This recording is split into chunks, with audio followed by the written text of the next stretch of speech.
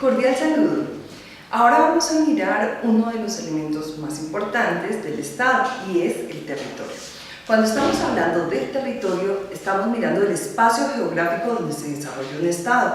Y ahí, por ejemplo, en Colombia empezamos a mirar y decimos, eso lo podemos encontrar en, digamos, el mapa del Estado colombiano, lo encontramos a través del Instituto Geográfico Agustín Codazzi.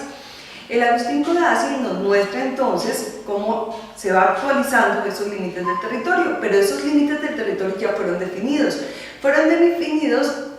a través de laudos arbitrales, a través de convenios. Entonces, esos convenios han permitido que se hayan establecido esas fronteras, esas líneas imaginarias entre los estados. Cuando hablamos de territorio tenemos que mirar un espacio que tiene que ver con la altura, la superficie y la profundidad.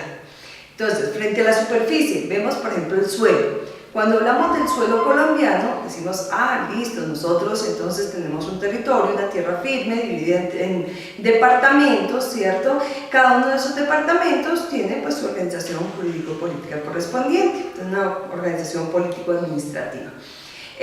Adicionalmente, nosotros tenemos el suelo que está dividido en diferentes entidades territoriales, hablaba de departamentos, pero también de municipios, territorios indígenas, provincias, distritos y regiones. Entonces, sí, son las 6 entidades territoriales que se pueden desarrollar entonces en el Estado.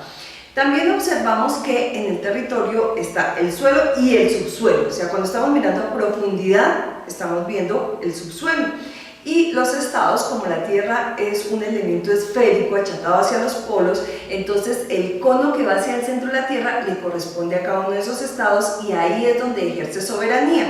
Por lo tanto, todo lo que hay en ese segmento le corresponde a ese estado y este entonces puede dedicarse a la exploración, explotación de esos recursos y también, por supuesto, a la conservación. Otro elemento es la parte marina. Cuando estamos hablando del espacio marítimo, nosotros vamos a mirar que hay estados que no tienen acceso al mar. Otros, como Colombia, somos muy afortunados por cuanto estamos bañados por 2 mares y con todos los elementos que lleva ese espacio marítimo. ¿Como cuáles? Vemos entonces que acá nosotros vamos a tener como elementos que inicialmente tenemos entonces el mar territorial.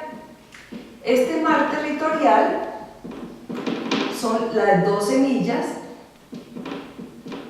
las primeras 12 millas, entonces en las que se tiene ese derecho para ejercer una soberanía. Después de esas 12 millas, quienes tienen la posibilidad pueden extenderse hasta las 200 millas. Entonces,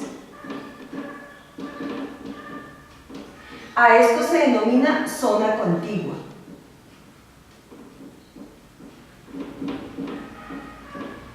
¿Qué hay después de esas 200 millas? Muchas veces sigue habiendo mar, pero entonces estas son aguas internacionales. Ya no tiene una jurisdicción específica de un estado, sino que por colaboración se tratan de ayudar, aunque en esos espacios puede suceder cualquier cosa. Ya hay piratas, bucaneros, y lo que ocurra, pues depende si los estados pueden tener el alcance de dar la ayuda correspondiente.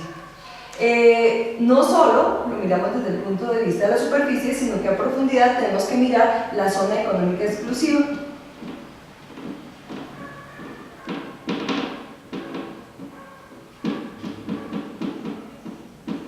También pertenece a los estados, igual también encontramos la plataforma continental. Entonces, estos elementos pertenecen al espacio marítimo.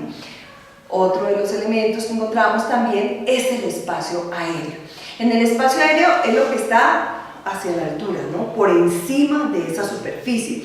Y ahí vemos que también los estados tienen su jurisdicción, su soberanía, la ejercen en ese espacio y por lo tanto cuando no se cumplen con los requisitos para poder hacer uso de ese espacio, por supuesto, el Estado tomará las medidas correspondientes. Por ejemplo, frente a las aeronaves, si no tienen permiso para entrar a cielos colombianos, puede ser derribada. Entonces, dentro de los diferentes ejemplos que se pueden dar.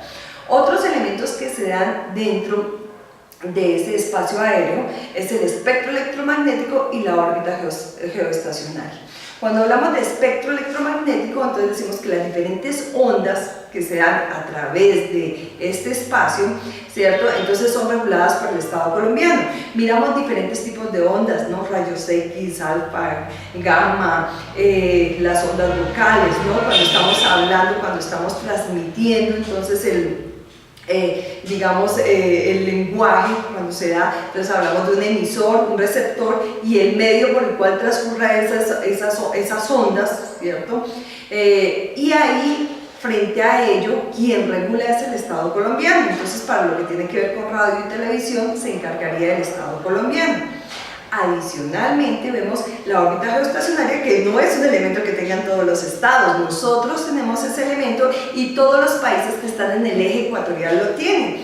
Ese elemento entonces es donde se colocan los satélites a 35.632 kilómetros hacia afuera de la Tierra. Entonces, de la superficie hacia afuera, ahí encontramos un punto estático donde se pueden colocar los satélites y por supuesto ese elemento lo tenemos los colombianos. Estos en general son entonces los elementos donde se desarrollan los estados y es el territorio, con todos los elementos que comprenden el territorio. Que tengan muy buen día.